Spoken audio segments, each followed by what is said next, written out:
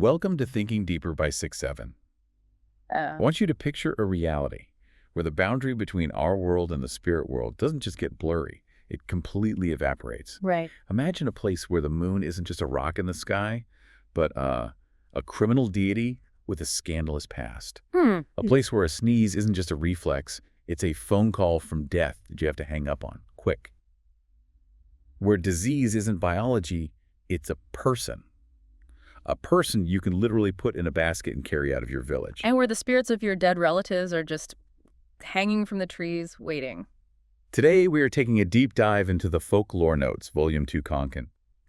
And I have to say, reading through this, it felt less like a book of ghost stories and, I don't know, more like a legal contract between humans and everything else. That is a brilliant way to frame it. It is a legal contract, in a way. When we look at this collection, we're not just seeing superstition in the way we usually mean it, like avoiding a black cat. We're looking at a complete operating system, a system where every rock, every river, every bodily function, every shadow has a divine or demonic assignment.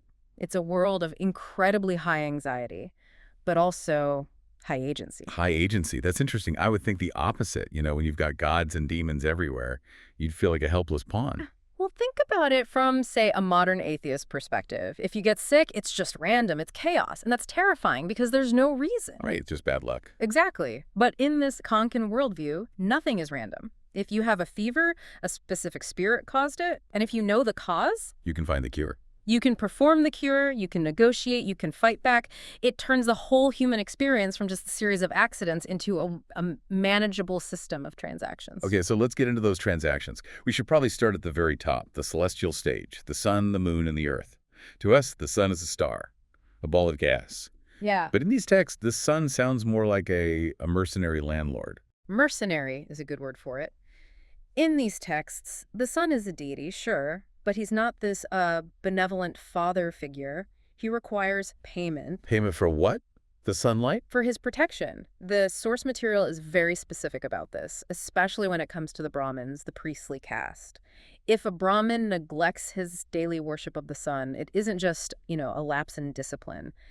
It incurs a very specific sin called brahmahatya. I looked that up. That's heavy. Brahmahatya is the sin of murdering a Brahmin. Exactly, the highest spiritual crime you can commit. That's wild.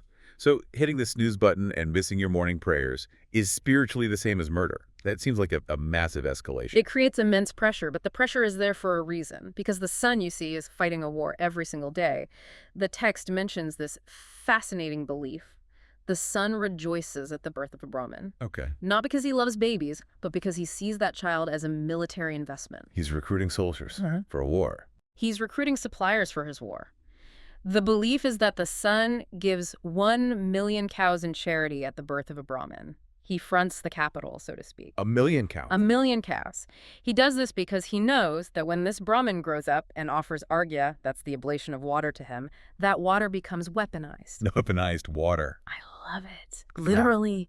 The text says 1 drop of that offered water kills 1,000 of the sun's enemies. Wow. These are the Mandeha demons who are trying to swallow the sun every single morning. Okay, that changes the whole concept of prayer. It's not, thank you for the light. It's, here's your ammunition. Go kill the bad guys. Precisely. It's a reciprocal military alliance. You feed the god fights off the darkness. It's an incredibly pragmatic view of divinity. Pragmatic is right. But while the sun is this stern military general, the moon is a completely different story. Oh, yeah. The moon is the drama king of this whole folklore. When we look up, we see craters. Science tells us they're from asteroid impacts. But the people of the Konkan, they saw something much more scandalous. They saw a permanent record of sin, a stain. Now, the text has a few different theories. Some people said the dark spots were a banyan tree, or maybe a deer that the moon god was holding. Okay, sort of like our man in the moon. Sort of, but the major mythological theory is that the spots are a stain on the moon god's character. The text says the moon god outraged the modesty of Tara, who was the wife of Jupiter or Brahaspati. So the moon had an affair with another god's wife. And he got caught. The spots are the shame he has to wear forever. And because the moon has this stain on his record, he becomes a source of, well, radioactive bad luck on certain days. Which brings us to the Ganesh Chaturthi taboo. I had to read this section twice. On the fourth day of Ganesh Chaturthi, you are absolutely 100% forbidden from looking at the moon. Forbidden. It is considered deeply dangerous. The belief is that if you look at the moon on that specific night, you will be falsely accused of theft in the coming year. Just a glance. Just a glance, even an accidental one. That's so stressful. Imagine you're just walking home, you look up by mistake, and bam, you're doomed to be framed for a crime you didn't commit. It's incredibly high stakes. But, and this is my favorite part of the whole text because it shows how clever people are, there is a loophole. A social hack. There's always a hack. There is. The text says that if you do accidentally see the moon, you must immediately provoke your neighbors into abusing you. You want them to scream at you? You need them to insult you. Specifically, the custom is to throw stones at a neighbor's house, onto their roof. You throw rocks at their house. You throw rocks at their house. Of course, the neighbor storms out, screaming abuse at you. Right. And that abuse. That's the antidote. The text says the mischief makers consider themselves freed from the sin by the abuse they receive. That is just amazing. It's like, sorry I broke your window, Bill, but I saw the moon and I really didn't want to get framed for larceny this year, so I needed you to yell at me. It completely levels the playing field. The bad luck is spent through the abuse you receive right then and there. It transfers the penalty from a future cosmic one to an immediate social one. Yeah. It's a very practical, if a little destructive form of therapy. It really is. It paints such a picture of this shared reality they all lived in. Okay. Let's move from the sky down to the ground. The Earth itself. In our modern view, the ground is just dirt, geology. But in the Konkan, the Earth is alive. Very much alive. The text mentions that in the Ratnagiri district, people pray to the earth as soon as they wake up. They actually apologize to her for touching her with their feet. Wow. I'm sorry I have to walk on you. That's a beautiful level of reverence. It creates a constant mindfulness. But while the earth is revered, the water sounds terrifying in these notes. Water seems to be a huge source of anxiety. It's not just about drowning physically, it's about what might pull you under. The sources describe these beings called asaras. They're water nymphs who live in wells and ponds. Now, when we hear nymphs, we might think of, playful Greek spirits. These are not that. No. These are predators. They're said to drag lonely travelers under the water. And there's another specific creature mentioned called the Uda. The Uda. The text describes them as small men who live in water and eat fish, but they're essentially hostile water spirits. And this belief dictates behavior, you see. You don't go to the well alone at night. You don't swim in a lonely pond. So it enforces community safety through fear of the supernatural. That's a theme that comes up again and again. It works better than a no swimming sign. Fear is a great regulator of behavior. Speaking of regulators, let's talk about how this worldview actually structures the human community. Section 2. The village ecosystem. This is where sociology and theology just get completely tangled up. They're inseparable. You cannot understand the gods without understanding the caste system in this region. The source material makes a fascinating distinction about the division of divine labor. You have the major Hindu gods Shiva, Vishnu, the ones most people have heard of. The A-listers. Yeah. The IP gods. Right. And they're generally worshipped by the Brahmins, but then you have the Grama Devatas, the village deities, the local gods. The ones on the ground. Exactly. And the text explicitly says that Brahmins do not generally worship these minor deities. In fact, if a Brahmin does worship them, he risks being excommunicated. Wait, really? You can get kicked out of the priestly club for worshiping the local village guardian? That seems backwards. It does to us. But the text says they'd be forbidden to put on the gandh, which is the sandal paste mark. It's a public demotion. Because these local deities, which are often more active, more demanding, and sometimes involve blood sacrifice, are considered impure for a Brahmin to deal with. So who deals with them? The lower castes, the Gauravs, Mahars, Marathas, they officiate these rituals, so the social hierarchy on Earth is perfectly mirrored in the divine hierarchy. The high caste handles the high pure gods, and the lower castes handle the boots on the ground gods. That's a great way to put it. The boots on the ground gods. The ones doing the dirty work, like protecting the borders of the village. Which brings us to establishing a new village. It's not just about building houses. You have to install a cheetah, a guardian spirit. This part blew my mind. The ritual of binding the boundary. Siwa Bansain. It's crucial. You cannot have a safe village without a spiritual fence. The text describes the ritual. The villagers walk the boundary of the settlement. They often sacrifice a goat or some fowls, burying them at the boundary lines. It's a supernatural perimeter fence, a firewall. That's exactly what it is. The text says, no farmer dares sow seed until the boundary is spiritually sealed against outside evil. You are creating a safe zone, a bubble, and keeping the chaos of the outside world out. But sometimes that guardian spirit isn't some generic entity. Sometimes it's your great-grandfather. We have to talk about the ancestor in the coconut. This is one of the most specific and I think fascinating domestic rituals in the text. Farmers often see a dead ancestor as their chief deity, but they need a physical vessel for that spirit to inhabit inside the home. So they represent the ancestor with a coconut. Just a regular coconut. Yeah. From a tree. A coconut. They place it on a little shelf or an altar, but to them, it's not a piece of fruit. It is the ancestor. They talk to it. They offer it red powder and flowers.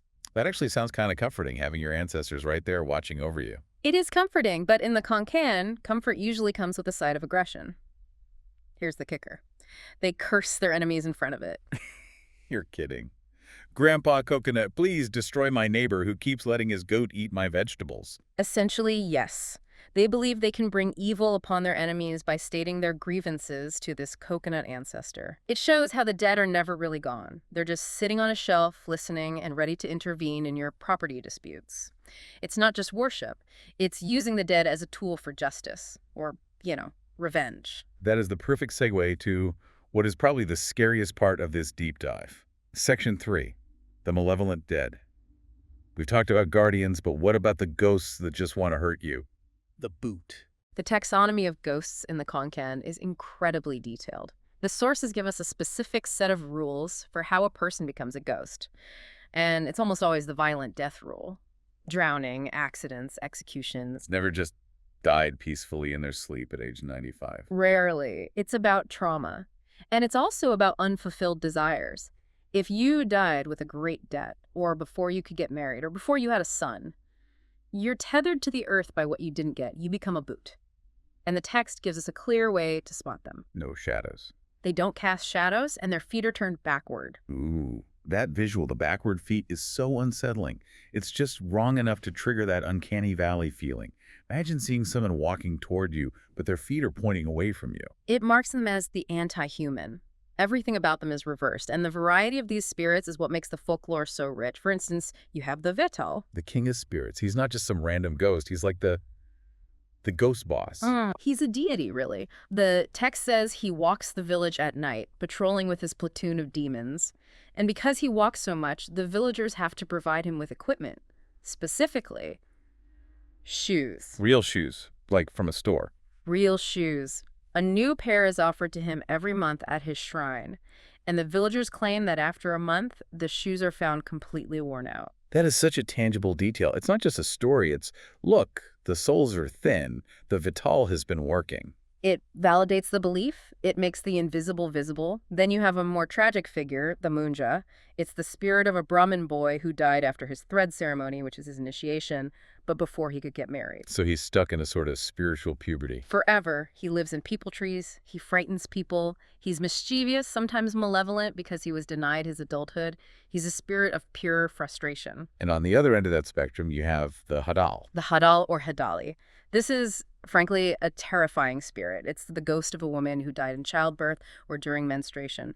She is said to attack young mothers and their babies. So it's a personification of the dangers of childbirth. Exactly. Childbirth was incredibly dangerous, so the Hadal becomes the face of that very real fear. There's one I missed on my first read, but I found it later. The Zoking. Ah, the Zoting. This one is specific to the Karvi or Koli castes, the fishermen. The Zoting is a headless ghost. Deathless. Yes. It's said to be the spirit of a man who died of violent death, often leaving behind no family to perform his funeral rites. So he wanders, confusing travelers, leading them astray. He's the ghost of the lost and forgotten. Okay, there's one more I have to ask about because it reminds me of a genie story, but way darker. The Girha. The Girha is fascinating because it introduces this power dynamic. The legend says that if a human is brave enough to sneak up and steal a single hair from a Girha's head, the spirit becomes their slave. A ghost slave. Yes, it will do anything you want. Build you a house, plow your field overnight. But and there's always but it will constantly beg you for its hair back, day and night, pestering you. And if you give it back? Ruin. The text just says giving it back brings ruin. It implies the spirit takes immediate and probably horrific revenge for its enslavement. It's a classic cautionary tale about power. You can control the supernatural, but you can never, ever let your guard down. It seems like everything in this world is about guarding yourself, which is a great transition to section 4. Disease as a deity. Yeah. In our world, we have germs, viruses, bacteria. In the Konkan, they have goddesses? This is a fundamental shift in perception. Smallpox, cholera, the plague, these aren't biological events in the folklore. They are visitations. They are deities. Smallpox is the goddess Shatala. Cholera might be the goddess Mari or Jari. So you don't cure the disease, Yeah. you appease the goddess. Or even better, you evict her. The source describes this incredible ritual called the parody. It's a scapegoat ritual, almost literally. Okay, walk us through the parody. I want to visualize this. A village is terrified. An epidemic is raging. So they prepare a specific flat bamboo basket. They fill it with cooked rice, flowers, lemons, maybe some wine, and a burning cotton wick. And often they take a live goat or a rooster. Okay, so they have this offering basket and an animal. What do they do with it? They carry it in a big procession to the village boundary. The goal is to physically escort the goddess, who is now inhabiting the basket or the animal, out of their territory. Where do they put it? They throw it into the neighboring village's territory. No way. They just dump the disease on their neighbors? Effectively, yes. It's a spiritual game of hot potato. You are transferring the entity, the disease, from your jurisdiction to the next. The goat is set free or sacrificed right at the border. The logic is pure, not in my backyard. That must have caused some serious arguments. Hey, did you guys just leave a cholera basket on our side of the river? I imagine it did. There are records of fights breaking out, but this logic of transfer is central to their whole idea of medicine. Disease isn't something you destroy, it's something you move. The text lists other strange cures based on this, like the cure for barrenness. This one involves a heist, right? It does. A barren woman has to steal the idol of the baby Krishna from a neighbor's house. She kidnaps a god. It's sympathetic magic. She takes the child god to induce pregnancy. She cares for the idol as if it were her own child. Then, once she has a child of her own, she returns the idol with gifts and apologies.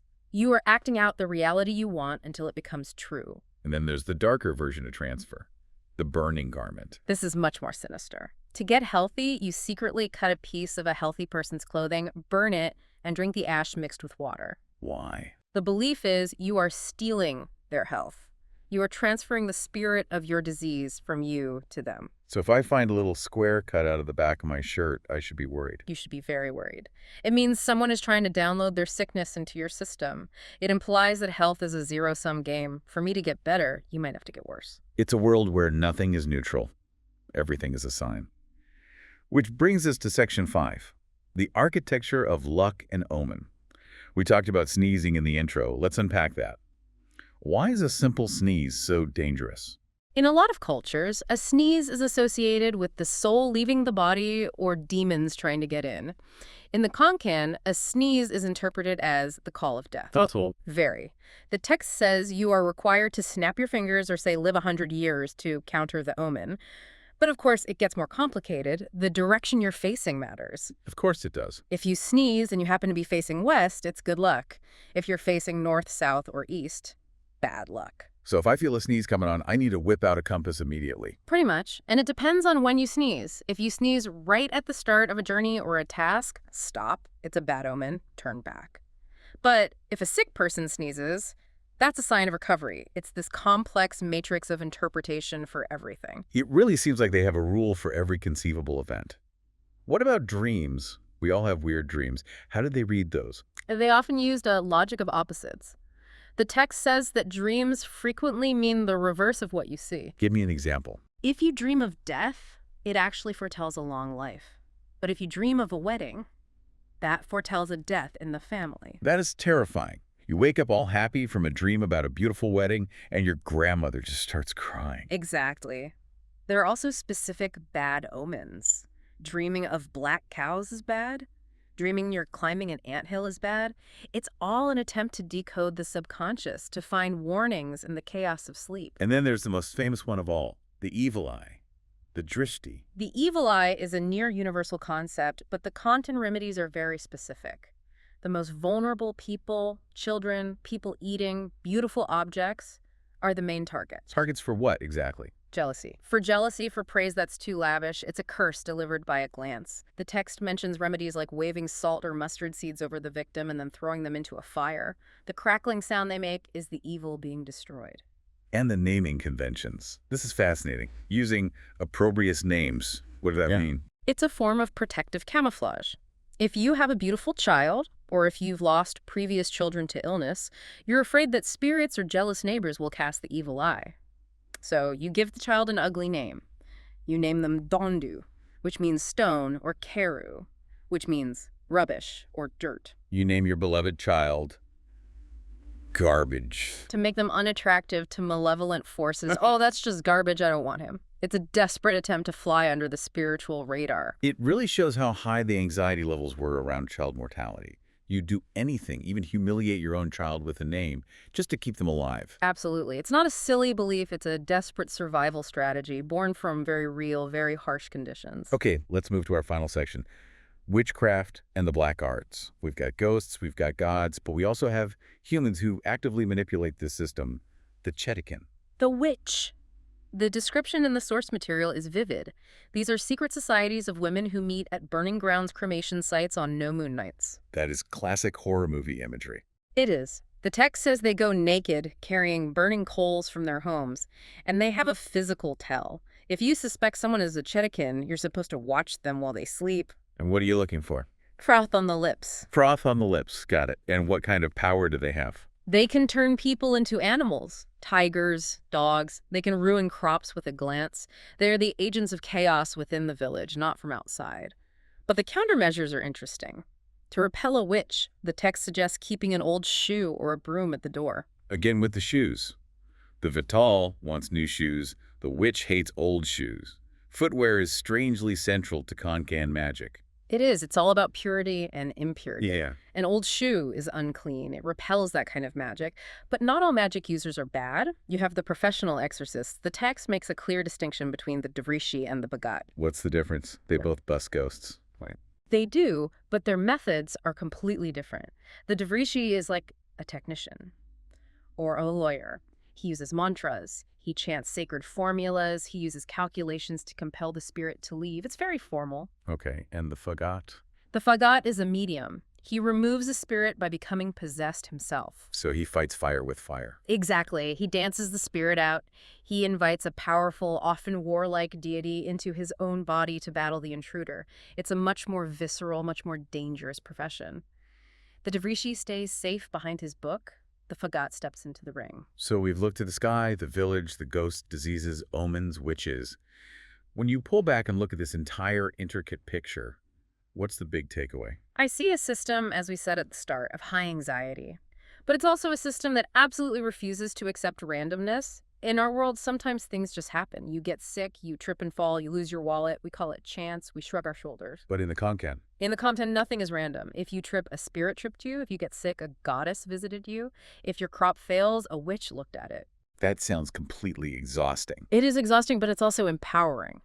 Because if every single misfortune has a specific, identifiable cause, it also has a specific solution. You can offer a coconut. You can throw a stone at a house. You can hire a hakat. You are never just a passive victim of circumstance. You are a player in a cosmic game, and you know the rules. You can always do something, even if that something is throwing a basket of rice into your neighbor's yard. Exactly. It gives you agency in what feels like a chaotic world. It tells you that you matter enough for the spirits to bother you and that you're powerful enough to fight them back. Which brings us to our final thought. We might not be offering goats to a boundary spirit anymore. Most of us aren't apologizing to the earth when we wake up. But do we still have our own rituals? Oh, I think we do. We knock on wood. We wear our lucky socks to a job interview. We obsessively check our health apps, hoping that more data will somehow save us from fate. We're still trying to control the uncontrollable. We might have swapped the cheetah spirit for an insurance policy, but that fundamental human need to bind the boundary against disaster, that hasn't changed at all. We're all just looking for the right coconut to talk to. Ideally one that doesn't ask for revenge. Thanks for listening to The Deep Dive.